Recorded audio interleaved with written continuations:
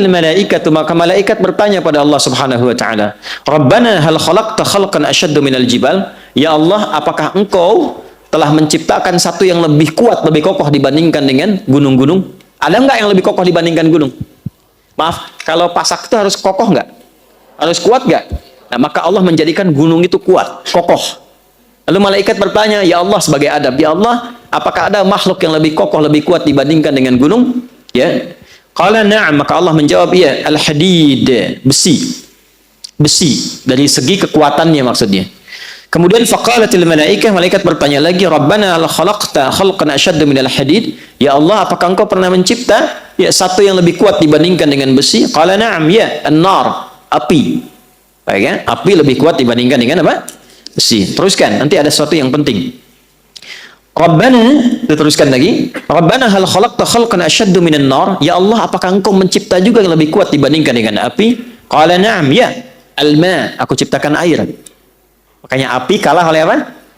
Air. Jadi kalau sedang ada tersengat panas, disiram pakai apa?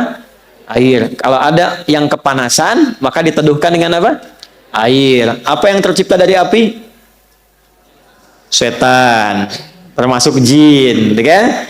Maka orang-orang yang terprovokasi oleh jin, oleh setan, sehingga keluar amarah seperti api, wajahnya memerah, kata-katanya kotor seperti api, menyambar-nyambar, tangannya bereaksi seperti api, menyambar-nyambar, panas, melukai, menghantam, ya, yang seperti, mohon maaf, dilukiskan di Quran surah ke-15 ayat 27, wal janna khalaqnahu min naris min qablu min naris samum. Para jin kami ciptakan dari api yang menyambar-nyambar.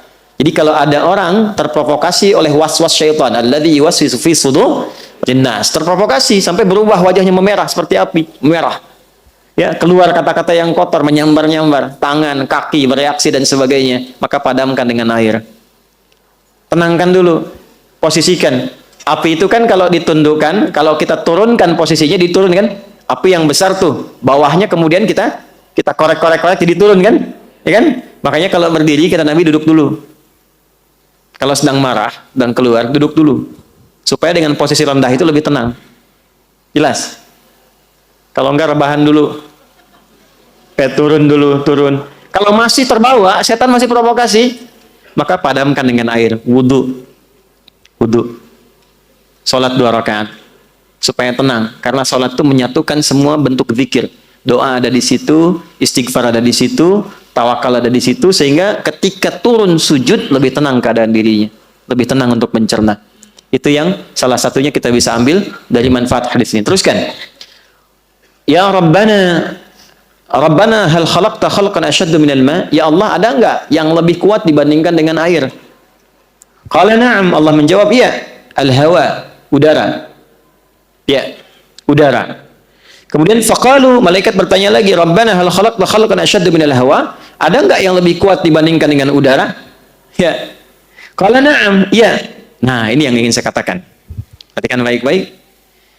Ini mahal sekali. Ini rahasia kedua yang ingin kita bagi. Kalau sudah dapat, coba tekuni amalannya. Maka biasanya kalau ada sesuatu yang dahsyat, itu pahala dan keberkahannya nggak biasa. Ya.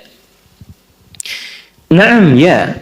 Ibnu Adam, jika ada anak cucu Adam, yatasaddaqu biyaminihi fayakhfa dzalika an syamalihi.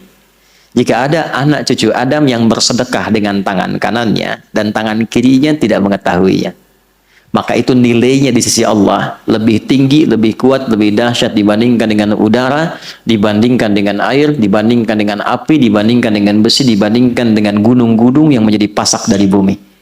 Saking tingginya nilai sedekah itu. Ya, tangan kanannya bersedekah, tangan kirinya tidak tahu bahwa dia bersedekah. Ini kiasan. Jadi sedekahnya bukan begini, bukan. Jangan tahu ya. Bukan. Ini kiasan, gambaran. Seperti tangan di atas lebih baik daripada tangan di... Ingat ya, kalau ngaji bahasa Arab nanti, 85% dari bahasa Nabi itu bahasa majaz, kiasan. Kata Nabi orang paling fasih bahasa Arab. Orang Arab tuh kalau sudah fasih, kata-katanya balaghah.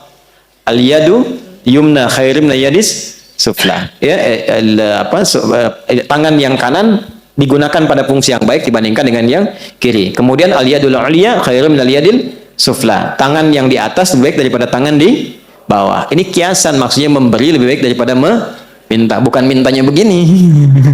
Di atas bukan. Nah, yang dimaksud tangan kanan memberi, tangan kiri itu tidak melihat, maksudnya menghindari ria. Menghindari apa? Ria. Ya, memberi tidak harus banyak orang tahu. Nyumbang tiba-tiba udah jadi hamba Allah gitu kan. Nah, itu lebih baik. Memberi terbuka pun nggak apa-apa. Siapa yang mau bersedekah untuk masjid saya 100 juta, boleh-boleh saja, asal bisa mengendalikan perasaan dirinya. Ya, saya Pak, 100 miliar. Oh, Masya Allah Pak, tapi tolong buatkan spanduk dari Sabang sampai Merauke. Saya itu. Fotonya yang besar gitu. Nah, itu persoalan. Nah, jadi ternyata saya mau berikan rumus sedekah itu. Kalau dilakukan dengan niat yang ikhlas, itu nilainya tinggi di hadapan Allah sampai mengalahkan kuatnya pasak gunung yang menjadi pasak bumi. Kuatnya gunung yang menjadi pasak apa?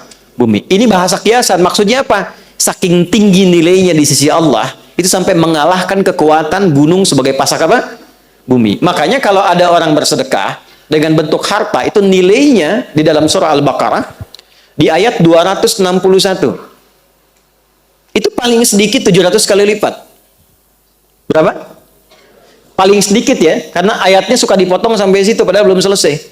Matsalul ladzina yunfiquna amwalahum fi sabilillahi kamatsali habbatin ambatat sab'a sanabil 7 fi kulli sumbulatin mi'atu habbah 100. 1 kali 7 kali 100. Berapa? 700. Belum selesai. Wallahu yudha'ifu liman yasha wallahu wasi'un alim. Dan Allah akan melipat gandakan tanpa batas bagi siapapun yang tidak pernah berhitung dalam memberi. Jadi kalau nggak berhitung, Allah beri tanpa hitungan.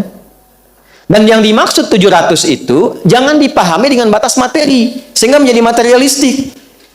Jangan pahami begini, kalau saya sedekah misalnya 100 rupiah, maka kalikan 700, saya akan dapat balasan 70.000. Maka di hari ini saya akan mendapatkan 70.000 dari Allah. Tidak begitu. Bentuknya bisa macam-macam. Ini yang dimaksud pahala, dimaksud akhirat. Yang dimaksud akhirat. Anda ngaji Quran, satu hurufnya berapa? 10. Sholat dikerjakan, selesai, dapat 10. Tapi sedekah, begitu dilakukan 700 kali lipat. Jarak satu keduanya 500 tahun. Dua ketiga 500 tahun. Tiga keempat 500 tahun. Itu tinggi. Kalau sholat, yang tidak punya harta pun sholat. Ngaji, siapapun bisa ngaji.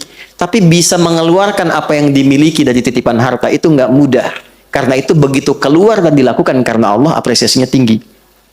Kalau urusan dunia, balik dengan urusan dunianya, itu berkahnya saja. Bentuknya tidak harus dalam bentuk uang. Bisa jadi Anda dapat proyek nilainya ya 700 kali lipat. Bisa jadi Anda tidak sakit, terjaga dari sakit yang nilainya demikian. Bisa jadi. Tapi yang dimaksud di sini pahalanya. Jelas? Nah, jadi ketika berbicara tentang gunung, dalam hadis ditambahkan di tafsir ini, tafsirnya Ruhul Ma'ani, karya Syekh Al-Alusi. Ruhul Ma'ani. Ya. Jadi ditambahkan di hadis ini, saking pentingnya pasak gunung itu untuk menyentuh akal kita. Gunung sebagai pasak bumi. Kalau engkau sudah sadar. Sekarang maaf ya, maaf. Sudah dibuktikan secara ilmiah. Benar kebenarannya. Para ilmuwan sudah berbicara. Dan ternyata Quran jauh-jauh hari sudah menyatakan. Lalu alasan apa lagi yang Anda jadikan untuk menyoal Quran? Para ilmuwan yang lebih pintar daripada Anda sudah membuktikan firman Allah. Anda masih menyoalnya. Akal Anda ada di mana gitu. Itu maksudnya.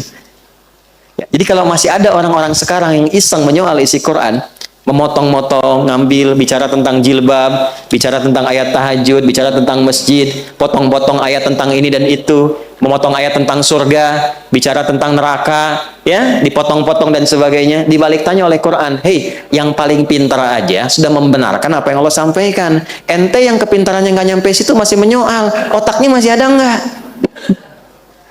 Jangan dipotong videonya ya. Ya, itu maksudnya. Jelas? Jadi kenapa Anda mesti berdebat pada yang tidak penting, yang Anda pun nggak paham. Yang paling aneh itu sudah nggak pada paham, didebatkan, didiskusikan, tapi nggak memahami itu gitu. Jangan sampai terjadi ada umat yang demikian, cuman ramenya aja.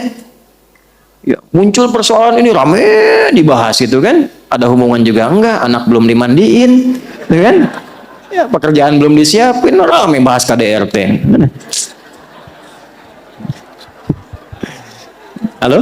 Kenapa? Betul nggak? Iya. Mendingan kita daripada ngaji. Daripada begitu kan mendingan ngaji kan? Jelas dapat pahala. Kan? Nyiapin anak-anak. Dekatkan pada yang baik-baik. Coba, yang ngalamin bukan Anda. Ya kan? Anda bahas gak jadi solusi. Anda kasih masukan gak nyampe, gak didengar. Ngapain capek-capek membicarakan yang bukan bagian Anda? Dapat apa? Update Ustaz. Jelas gak? Paham ya?